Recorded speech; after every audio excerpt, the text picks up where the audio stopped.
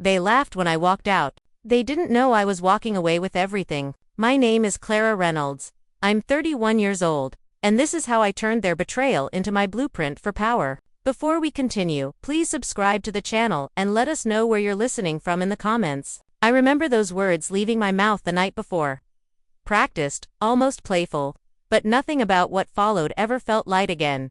It started on a Sunday morning, just after 9. I hadn't gotten out of bed yet. My cat Basil had curled himself against the bend of my knees, warm and heavy like a living weight that pinned me gently in place. The curtains were still drawn, letting in that creamy Ohio morning light that always seemed to make my room look softer than it was. Pale gold pooled across the comforter, washing over the white cotton like melted sunlight. My bedroom looked curated without meaning to, like something from a Target catalog tucked into the back of a lifestyle blog. White comforter, pale blue rug, the faint whisper of lavender spray still lingering from last night. The fairy lights around the mirror were still on because I'd forgotten to turn them off, giving the whole room a sleepy glow. My folded laundry sat neatly on the trunk. Shirts stacked by color because order soothed me in ways I didn't always admit. I reached for my phone without thinking. Muscle memory, half awake, thumb already poised over the Instagram icon before my eyes were fully open. The screen lit up, too bright at first, making me blink. I scrolled the way everyone does in the morning, with slow, unfocused movements. A dog wearing sunglasses. Someone's latte art. A blurry wedding reception clip where a man tried to spin a bridesmaid and almost fell. It all washed past me until her face appeared. Ela, my best friend since sophomore year of college. The girl who once cried on my dorm floor over a philosophy paper. The girl who convinced me to get bangs in 2014 and told me I looked French even though I absolutely did not. She was standing barefoot on a beach in the picture, sand dusted around her toes like powdered sugar. Her dark hair blew across her cheek in this perfectly timed sweep. The kind that happens only in movies or planned photo shoots. The ocean behind her sparkled with that golden hour shimmer that makes every surface look dipped in warm honey. Her eyes were closed, like she was listening to the waves sighing at her ankles. The caption said, "He asked."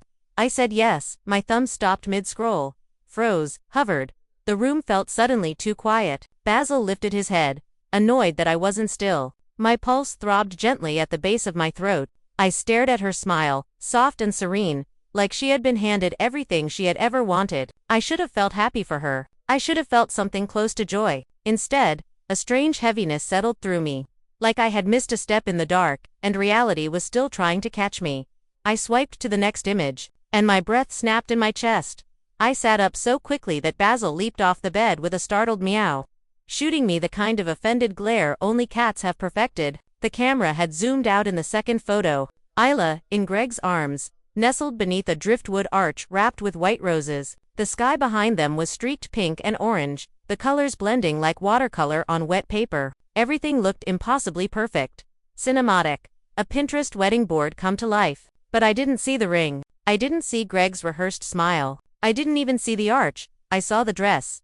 Cream silk, V-neck, flutter sleeves edged with lace soft enough to brush like breath against the skin, a hem stitched by hand.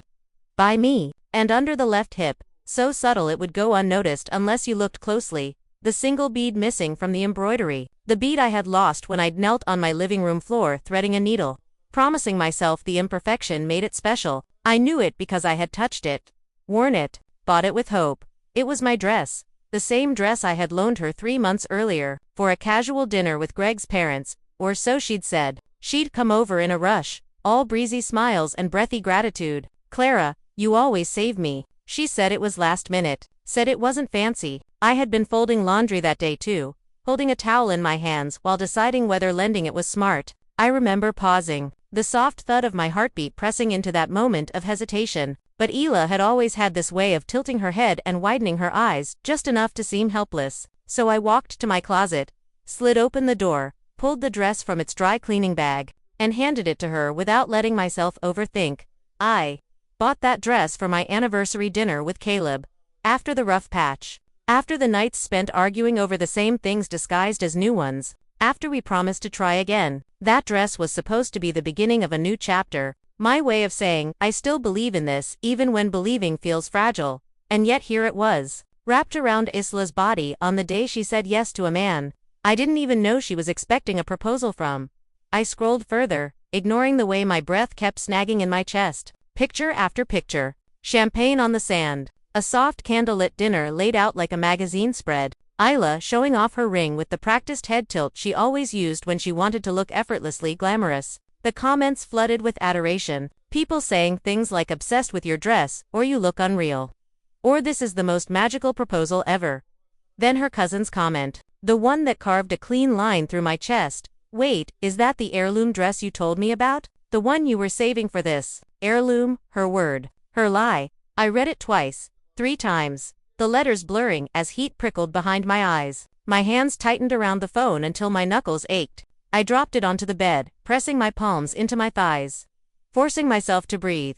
She hadn't even told me she was going away that weekend. She hadn't mentioned a beach trip. She didn't say a single thing about expecting a proposal. She hadn't asked to keep the dress longer. She'd only said she spilled something on it and was airing it out. I had wondered why it was taking so long to return. Why her tone had sounded oddly light for someone embarrassed by a spill. But when I asked once, she'd laughed it off, brushing it away like dust. Now I understood. It wasn't about the dress. It was about being written out of the moment entirely. She had taken something personal, something intimate, and used it to frame the biggest performance of her life. And she didn't even tell me. I got out of bed slowly, as if the air had thickened. Walked toward the mirror. My face looked ghostly in the soft light. Calm. To calm. The kind of calm that settles over you right before a storm hits. My reflection looked back with eyes that didn't blink for a long time. Like the woman in the glass wasn't sure she recognized me anymore. I picked up my phone again and scrolled all the way to the first photo in the carousel. Isla twirling, the dress swirling around her like cream-colored smoke dancing in a breeze. And in the corner, her caption glowed back at me. Something old. Something borrowed. Something better, borrowed. The word pulsed in my head like a slow drum. Borrowed. She meant my dress. My something borrowed. My contribution to her fairy tale engagement that I hadn't even known about. I didn't know how long I stood there staring at that caption. Seconds, minutes. Time folded strangely around me. Then a knock on my door jolted me back. It was Joyce, my neighbor, holding a box from the bakery. She said she had extra apple pie, warm and sweet smelling through the cardboard. I smiled automatically, thanked her, closed the door quietly. The pie sat untouched on the counter. The sugary aroma filling the kitchen while I stood there feeling like I had stepped into someone else's life, someone else's kitchen, someone else's morning. The hours crawled by after that. I kept refreshing her post as if something about the pictures might magically change. Each time I looked, I noticed more details I had ignored earlier. The exact shade of blush on her nails matched the faint undertones of the dress. Greg's smile looked too still, too purposeful. The arch behind them was decorated with roses that matched the bouquet she'd described once during a passing conversation about her future wedding, a conversation I'd assumed was casual. The whole scene felt orchestrated. Every detail curated as if she were building a brand rather than celebrating a life moment. Eventually, I opened my laptop. The screen lit up, reflecting in my wide, tired eyes. I typed into the search bar and pulled up my photo archives. And there it was. A mirror selfie I'd taken the day I brought the dress home. I remembered how the fabric had felt against my skin. Cool and smooth. The soft swish when I turned. The missing bead was visible if you zoomed in. My hand pressed to my hip, face half hidden behind my phone. That was before Illa ever touched it. Before she called it an heirloom. Before she wore it for a moment I didn't exist in. Below the photo was the Venmo receipt from the tailor. Alteration and hemstitch, the message said. Dated February 20. The timestamp a clean, undeniable proof. 3 months before Isla ever borrowed it. Proof that the dress wasn't hers. Proof that her story was a lie. Proof of mine. I printed both. My fingers trembled slightly on the printer tray, though my expression stayed strangely still. I set the pages aside and opened my messages. The last text from her stared back like a smirk. Hey girl, I'll drop off the dress next week. Still airing it out, lol. Sent 4 weeks before. No follow-up. No apology, not even a check-in, just that breezy tone, the casual dismissal, as if what belonged to me had simply become part of her life, and I wasn't significant enough to warrant honesty.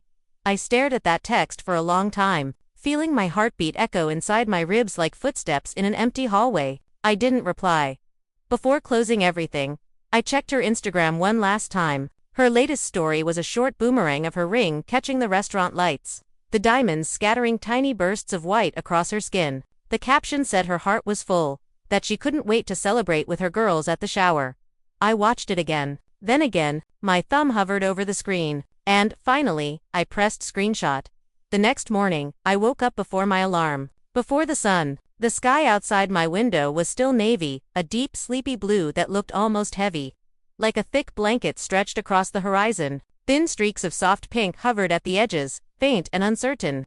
As if the sky hadn't yet decided whether it wanted to rise or stay hidden. The world felt suspended, motionless.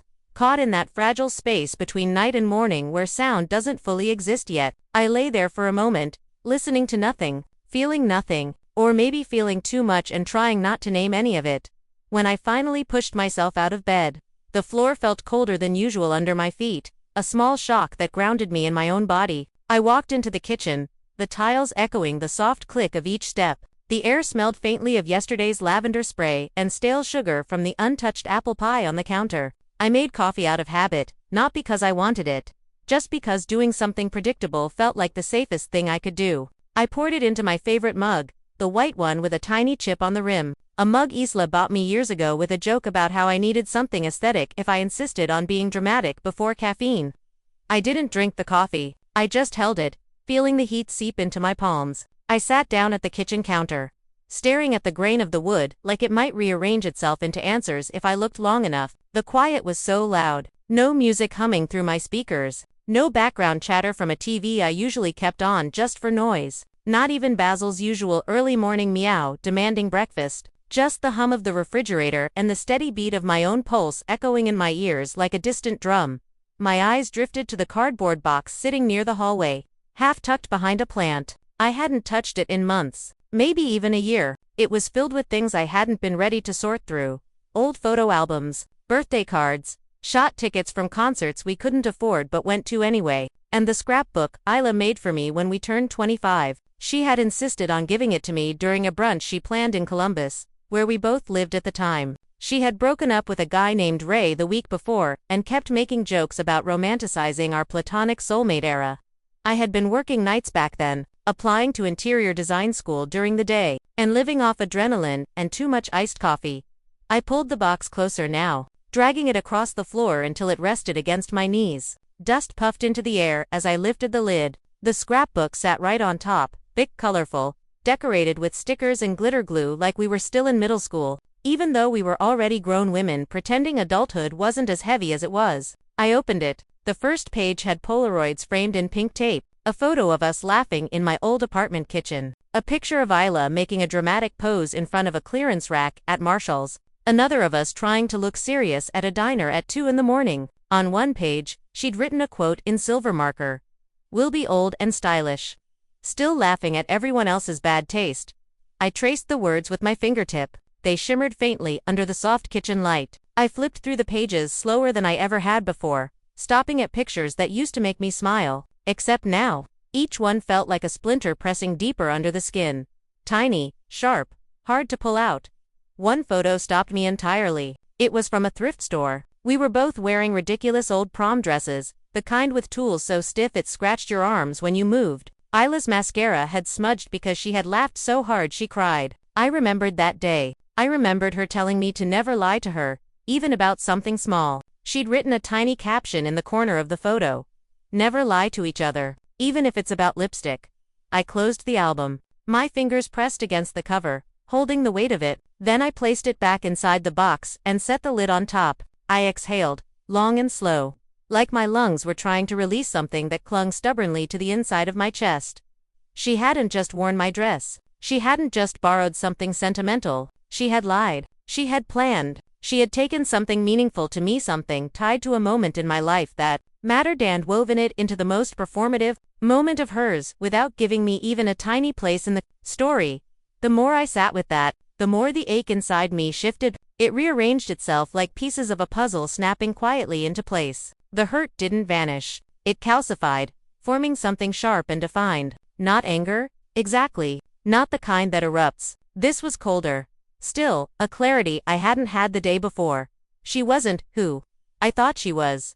I picked up my phone again, my thumb moving almost automatically to Instagram, reopening the page I had closed the night before. I scrolled through her tagged photos, the ones I hadn't looked at closely yet. Bright smiles, champagne, glittering ocean. And then a new angle, a behind-the-scenes shot posted by her cousin, Isla standing under the arch, adjusting her hair, Greg off camera looking down at something. Her cousin had geotagged the location, Kiowa Island, South Carolina. My eyebrows lifted. I zoomed in on the times. 2 weeks ago. The proposal had happened 2 weeks ago. She had texted me that week twice. Once to ask if I still had that Bath and Body Works candle she loved, the linen-scented one. Said she needed it for a self-care Sunday. She added a heart emoji. Not a single hint of where she actually was. No mention of a beach. No mention of a trip. No sign she was about to get engaged.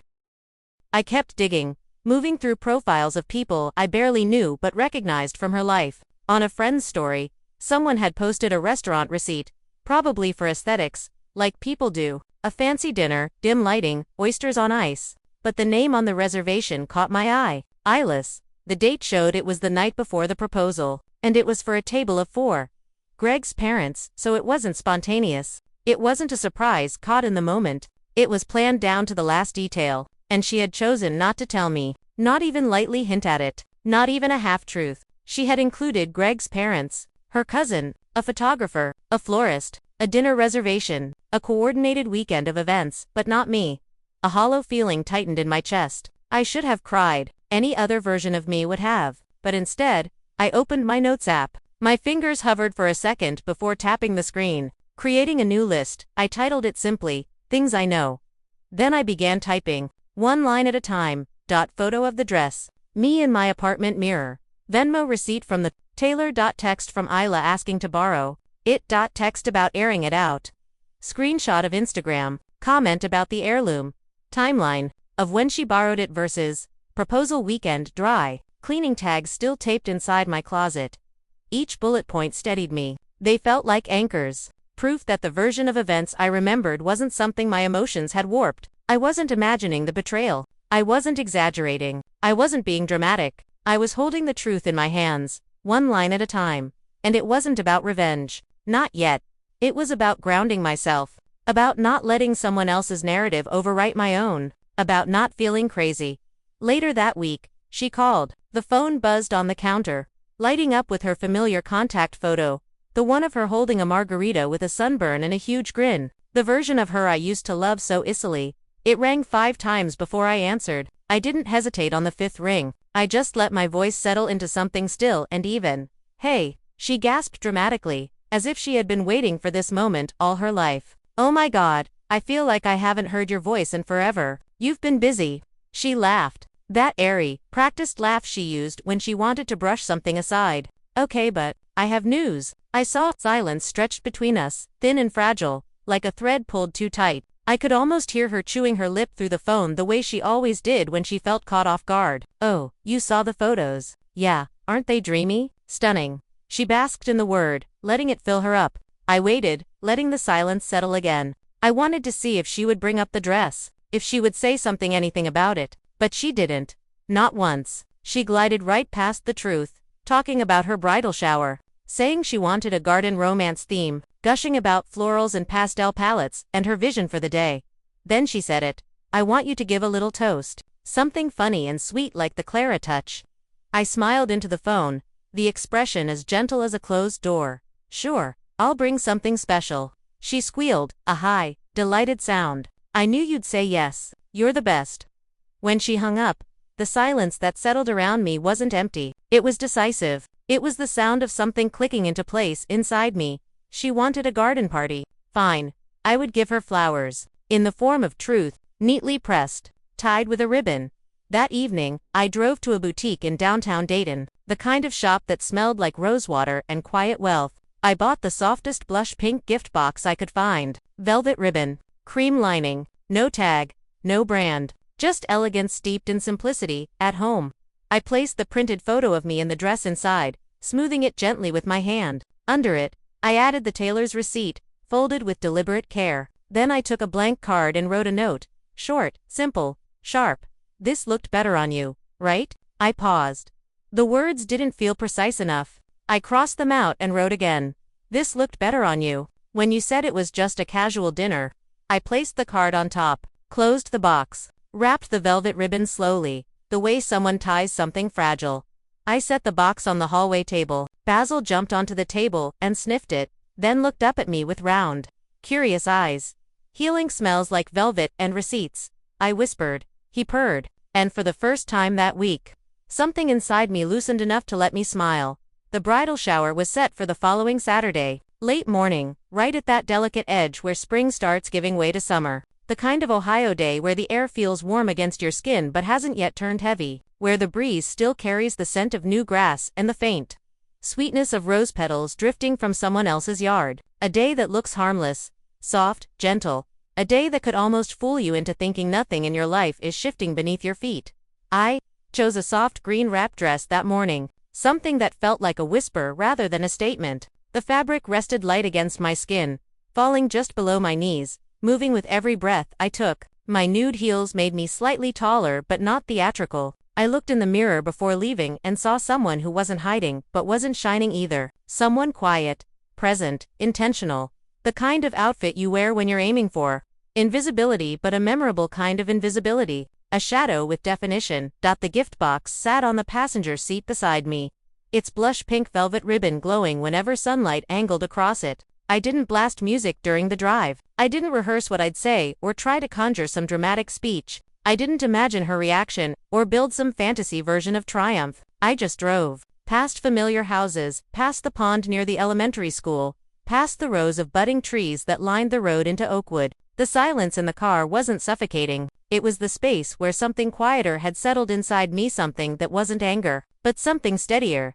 Isla's shower was hosted in her aunt's backyard in Oakwood, a neighborhood known for wealth that looks effortless even though everyone knows it isn't. Oakwood lawns are always manicured to perfection, trimmed edges so clean they look like they were measured with a ruler. The backyard was a scene pulled directly from a bridal magazine. White folding chairs arranged with mathematical precision, pink peonies sprouting from mason jars wrapped in twine, a long table covered with tiny cucumber sandwiches cut into heart shapes. A wooden easel near the gate held a sign in pastel lettering, "Love is blooming." Isla's bridal shower. I stepped through the white gate slowly, taking it in. Dozens of women had already gathered, friends from childhood, co-workers, cousins, distant relatives, and sorority sisters from college, who still called each other babes, in overly bright voices. A handful of them wore wide-brimmed hats large enough to cast half their faces in curated shade. One held a mimosa so full it trembled dangerously with every gesture. Another was adjusting her dress for the third time, trying to achieve a wrinkle-free illusion that the probity kept undoing. And then I let the gravitational center of it all stood in the middle like a curated cameo. Pale lilac dress, hair curled into glossy perfection, laughter arranged at perfect intervals, her wine glass dangling from her fingers with a practiced elegance. She looked like she belonged inside a bridal Pinterest board, like she had rehearsed the entire day. Maybe she had. When her eyes landed on me, she let out a squeal, sharp, delighted, high-pitched enough to turn several heads. She rushed toward me with arms wide open. "Clara, my goddess, you look amazing." "Thanks." My smile was small, soft. "You look like a catalog spread." She took it as a compliment. Of course she did. She always heard what she wanted. Her gaze flicked to the gift box in my hands. A flicker crossed her eye so quick most people would never notice, but I did. Just a tiny tightening at the corners, like a microsecond of uncertainty. "Oh, is this the one?" she asked, tapping the ribbon. "Your famous present." "It's something special," I said, "just like you asked." Her expression faltered for half a heartbeat. A pause. A ripple in the performance. But then she smiled again, bigger, brighter, and tucked the box under her arm like it was just another pretty prop in her curated garden fantasy. She pulled me into the crowd, introducing me to cousins I had already met twice, to a coworker who looked at me with polite confusion, to a sorority sister who pretended we had spoken before even though she didn't remember my name. We took selfies. She poured champagne for me. She called me her forever girl. Her laugh echoed against the peonies, and I smiled and sipped and let her keep the spotlight she loved so much. I didn't need to take it from her. It would tilt all on its own when the truth stepped into the center. When it was time for gifts, the women shifted into chairs, forming a semicircle under a trellis draped with climbing roses. Isla sat in front, perched gracefully on a cushioned bench like a queen receiving offerings. One by one, she opened presents, candles with floral scents, lingerie wrapped in pink tissue paper, a La Croisette baking dish someone clearly splurged on.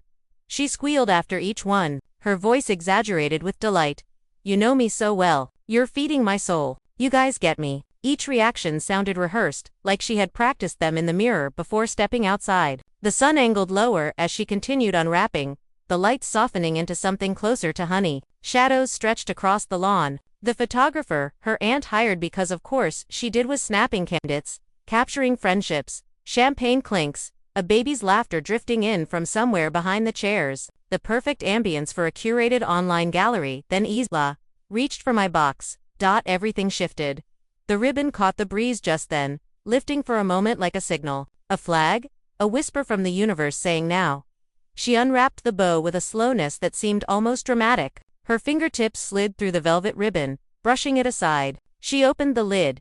Inside lay the photo of me in the dress, the tailor's receipt, and the note. The garden fell silent, not gradually. All at once. It was the kind of silence that stretches, heavy and undeniable. Someone coughed, a fork clinked against a plate, but mostly, there was just stillness, an entire party holding its breath.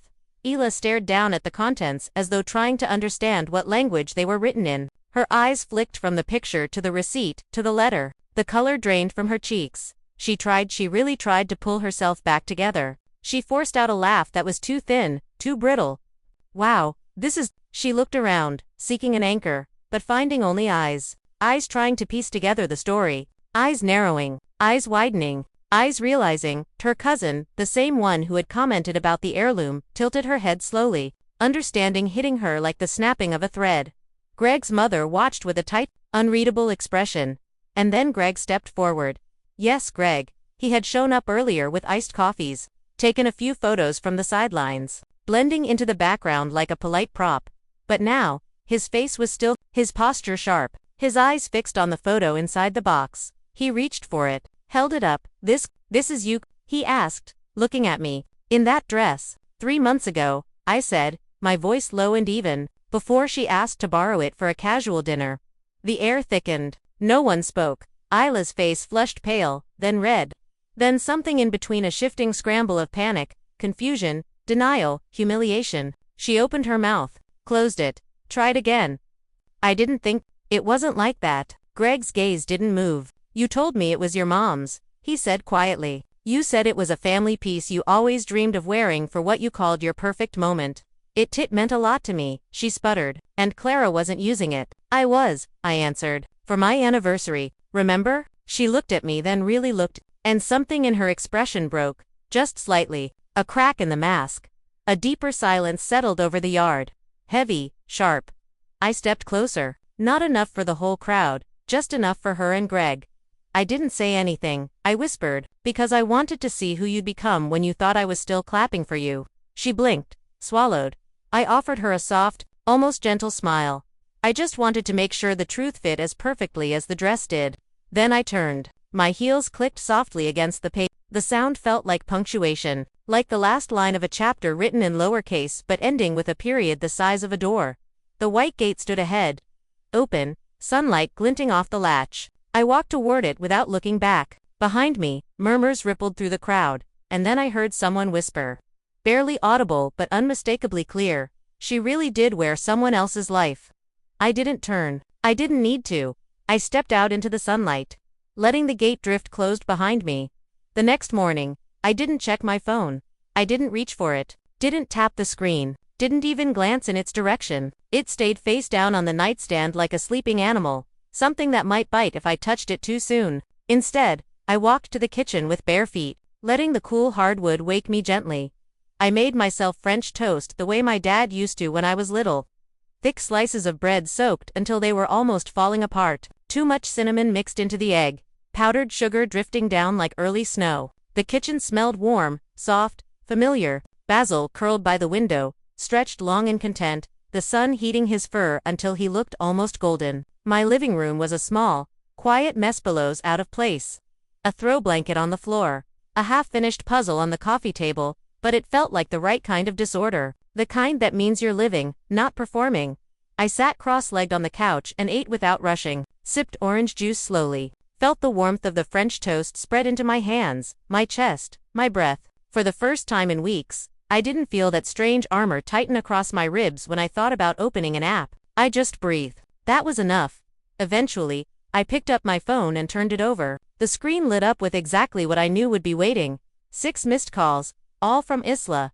Then the messages rolled in when I swiped upward. Little gray bubbles stacked like falling dominoes. Can we talk? Please don't let this ruin everything. I panicked. I didn't mean to hurt you. You blindsided me. In front of everyone. I'm sorry, but you didn't have to be so cruel. I stared at them for a moment. Just breathing. I didn't respond. It almost made me laugh. How quickly the story shifted in her mind. She wasn't apologizing for what she did. She wasn't sorry for the lie or the dress or the months of pretending. She was sorry because I made her lie visible. Because I held it up in daylight where other people could see it clearly. I opened Instagram. Her story was gone. Completely scrubbed. No more golden hour proposal. No ring flashes. No countdown to Mrs. M filters. No soft, curated fairy tale. Just one quiet photo of a candlelit table with a quote written over it. Some lessons are learned in silence. No tags. No location, no meaning beyond what she wanted people to assume. It was a performance again. Quieter this time, moodier, but still a mask. By noon, her messages slowed, shorter, less frantic, less sharp. By 5, they stopped altogether. I knew she would shift her energy somewhere else. She always did. She always found another angle, another audience, another place to redirect the story. And I was right. At 7:14 p.m., I got a message from Greg. A text, not a call, a Facebook message. The blue icon looked almost old-fashioned on my screen. I opened it slowly, like opening a letter someone slid under my door. Hi Clara, I hope this isn't inappropriate. I just wanted to say thank you for what you revealed. I didn't know. Not really. Isla told me a different story. She said the dress had been passed down to her through her aunt. She made this huge thing about it being her, something old. She even made a Pinterest board about it. I thought she was sentimental. Now I'm not sure what's real. Anyway, I wanted you to know I appreciated the way you handled it. You didn't embarrass her. You told the truth. Quietly I see that now. And I'm sorry. I stared at the message for a long time. Not because I wanted to respond. Not because I felt obligated or triumphant or guilty. I just read it again. Slower, feeling something tighten and release inside me. He wasn't angry. He wasn't defensive. He wasn't trying to drag me into some messy aftermath. He just wanted something honest, something that had been missing from his life longer than he realized. I closed the app. Didn't reply. Not because I was punishing him. Not because I wanted to distance myself. But because sometimes silence is the only respectful answer. Because some truths hold their shape better when you don't add more words around them. That night, I stood in front of my closet. The hanger where the cream dress used to hang was still bare. I traced the empty space with my fingers. Not with sadness. Not with regret. Just acknowledgement. Some things leave, and their absence becomes part of the story. 2. I reached for another dress, one I hadn't worn in years. Soft pink cotton with a loose waist. I folded it into a bag. Then another dress. Then a sweater with frayed cuffs. Then 2 pairs of heels I had kept out of habit more than affection. I placed them neatly in a box, taped the sides. Wrote a label with a marker. To someone who needs their own moment. The next morning, I drove to the women's shelter on the west side of town. The parking lot was small, cracked in places where weeds had pushed through.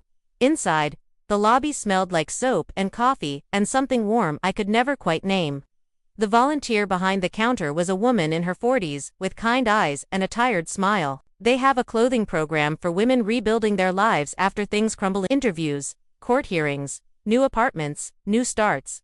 I handed her the box. She lifted the lid slightly, just enough to see fabric.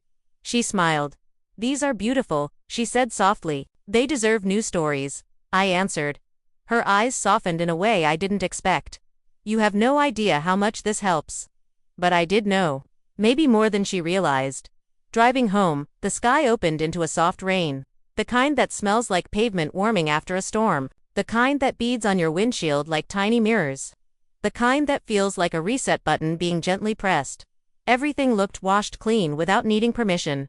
I didn't feel victorious. I didn't feel powerful. I didn't feel vindicated. I felt free. There was no final letter from Isla. No long voicemail. No dramatic apology typed at midnight. She didn't fight. She didn't defend. She didn't reach out again. She simply disappeared. The way people do when they've been seen clearly. for the first time and don't know how to stand in the light of their own reflection. She stopped posting on Instagram, stopped calling mutual friends. Quietly withdrew into the curated world she'd been trying to build with borrowed fabric and borrowed narratives, and me. I started sewing again.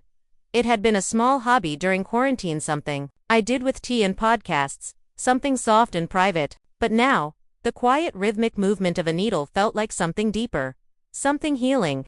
I started sketching patterns on scrap paper, touching fabrics when I went to thrift shops, sorting through vintage buttons at flea markets, feeling how texture can shape a memory before it even becomes one. Each stitch felt like reclamation, of time, of peace, of self-respect, of storytelling, of something that was always mine, but I had forgotten I held. Weeks later, when late spring had fully leaned into early summer, I took a photo in my hallway mirror. A new dress, emerald green, off-shoulder, satin hand-stitched hem, soft as forgiveness, sharp as closure. I posted it to my feed with a caption that didn't need a single extra flourish. This one's mine. No tags. No hashtags. No subtle digs. No audience manipulation. Just truth. The comments came slowly. Not in a tidal wave, but in soft, steady ripples. Beautiful. Beautiful. Stunning. You look like peace feels. And one comment, from someone I didn't know, lingered in my mind long after the notifications faded. She wore your story, but you rewrote the ending. 2 weeks after the bridal shower, I saw Ela one last time. It wasn't planned, it wasn't cinematic. It wasn't charged with tension or loaded with words waiting to be said. It was just life, moving in its quiet, unscripted way. I had gone to a little bakery near the corner of 5th and Vine, the one with mismatched chairs and chalkboard menus and a smell that always reminded me of birthdays. I was balancing a coffee in one hand and a box of raspberry scones in the other, my cousin's baby shower contribution, when I stepped outside and felt the soft sting of sunlight hit my face. I looked both ways before crossing the street. That's when I saw her. Isla was sitting alone at a small metal table outside the cafe across the road. Her sunglasses were too big for her face, as if she were trying to hide behind them, and her hair. It didn't look styled, not curled, not polished. Just tied up carelessly, loose pieces falling around her cheeks like the strands themselves didn't know where they belonged anymore. She wasn't talking to anyone. She wasn't smiling. She wasn't posing for a picture, or adjusting her ring, or basking in the glow of attention. She was staring down at her phone like it, too, had betrayed her. Her shoulders were slightly hunched, her elbows pulled inward. Her body folded into itself the way someone sits when they're trying to make themselves smaller without realizing it. There was no Greg beside her, no diamond ring glinting in sunlight, no curated laughter, no champagne glass. No audience, just Isla. Still. And for a flicker of a moment, one heartbeat, maybe two. I thought she saw me, thought she might lift her head, wave, call my name, smile the way she used to when our friendship felt easy and real. I thought maybe she'd give some small signal that the bridge between us wasn't entirely ash, but if she saw me, she didn't show it. She didn't wave, she didn't flinch, she didn't run or hide, or yell across the street. She just looked away. She turned her head toward the window beside her and stared at her own faint reflection, as if the version of herself looking back was harder to face than I was, and I realized right there, in that unremarkable moment, that this was all I needed. She wasn't the villain of some soap opera.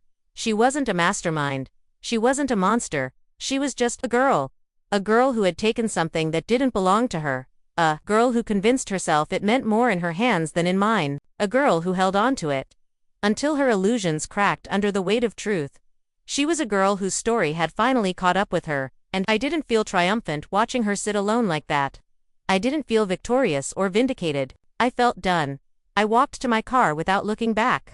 The box of scones shifted slightly when I placed them on the seat, the scent of raspberry filling the car in a soft wave. My coffee was still warm when I held it. I took a slow sip, letting the sweetness sit on my tongue. A week later, Greg messaged again, not through Facebook this time, through email. The subject line was simple. "Thank you," he wrote. "The wedding is on hold. We're figuring things out separately. I just wanted you to know, I appreciate the grace you showed in all of this." I read the message twice. Not because I needed to, but because there was a fragile humanity in it, a quiet honesty, something gentle, something real. And still I didn't respond. Not out of spite, not out of pride, but because the story between them was theirs to unravel, not mine to participate in. I chose something else instead. I booked a weekend trip to Asheville, North Carolina. Just me. No explanations. No invitations. No need to run anything by anyone. I stayed in a tiny Airbnb above a bookstore where the walls smelled like cedar and paper, and the windows rattled a little when trucks rolled past. On the first morning, I wore a sundress I'd stitched myself light blue, sleeveless, with pockets deep enough to carry more than keys. I walked through the streets like they were new, pages in a fresh notebook. I ate too much bread from a local bakery where they shaped loaves like knots. I drank iced coffee that tasted like cinnamon. I wandered through antique shops where strangers sold pieces of other people's old lives. Let myself breathe in a way I hadn't in months. One morning, I stopped at a vendor stall where a woman sold embroidered bookmarks and vintage sewing patterns. She asked where I was from. When I said Ohio, she smiled gently and told me, "Funny how we carry our stories in thread, don't we?" And the truth settled into me then. Yes, we do. When I returned home, I cleaned out my closet again. Not with anger this time. Not because I needed to purge or erase anything. I did it in celebration. I made room, literal room, for the life I was building from scratch, not patched together from someone else's leftovers. And then, almost exactly a month after the bridal shower, I found a package at my door. Plain brown box. No return. Address. Just my name. My apartment number. Inside was my dress. The cream one, cleaned, pressed, folded with care that felt like confession. A single note rested on top of it, handwritten in looping script. I knew the moment I saw it. "I'm sorry it took wearing it to understand what it really meant to you." No signature. She didn't need one. I held the note between my fingers for a long moment. Read it once. Felt its weight. Felt its limit. Then I tore it in half. Not in anger. Not in satisfaction. Just to release it. I placed the dress back inside the garment bag. The zipper slid upward with a soft sigh. I carried it to my car and drove to the Goodwill donation box by the gas station near the highway. I slid the bag through the metal chute, listened to the soft thud as it landed inside, and watched the flap close. I didn't look through the slot again. I didn't hesitate. I didn't second-guess it. I walked back to my car feeling lighter than I had in months. Later that evening, as the sun dipped behind the neighbor's maple trees and Basil climbed onto my lap with the kind of trust that aches quietly in your chest, I sat on my balcony with a glass of wine and let the world settle. The sky was blushing. The breeze was warm. The cicadas hummed in slow waves, and I thought about how betrayals sometimes come dressed in lace, how they sometimes pretend to be beautiful, how they sometimes smile when they take what's yours. But the real power doesn't come from calling them out. It comes from walking away, from choosing yourself, from rebuilding in a way they never see coming, from stitching something new in private, quietly, softly, until one day the world sees the final result and realizes they never knew your real story at all. She wore my dress for her perfect moment, but the truth looked better on me. If this story struck a chord, hit like, subscribe, and tell me what you think in the comments.